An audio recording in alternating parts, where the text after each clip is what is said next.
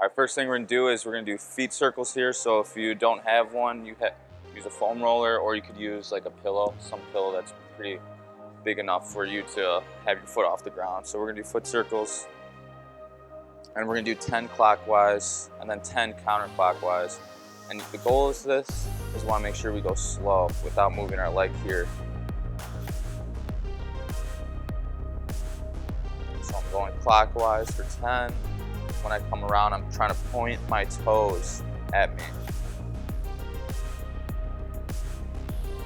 I want to go slow, the better. We're just trying to mobilize the joint at the ankle.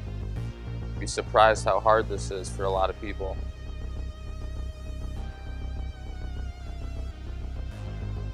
Great, I do this every time before I do lower body.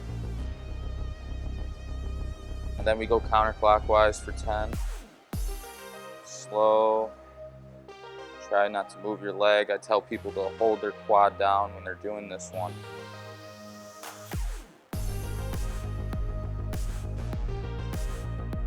Then after that, you got closed foot, which is the hardest. Feels like your foot's cramping up the most.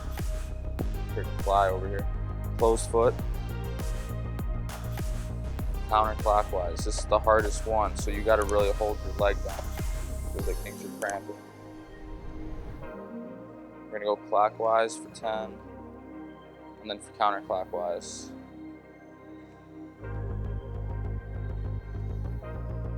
But when I come around, I'm trying to literally point my toes at me. So, see? And then I'm pointing them, so this is plantar flexion, and then we got dorsal if you really care, but literally try to point those toes at you. Best thing is you could do these anywhere. Before you play, before you practice, whatever sport you play, obviously you need your feet to perform.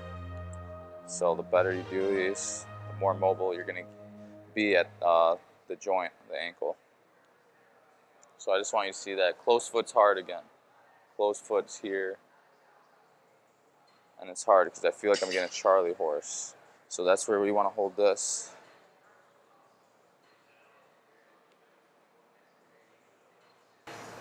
There we go. So that's feet circles for you. And highly recommend you start doing this at least every day if you could. You know, the more you do it, the better you're going to get. And your squat will improve.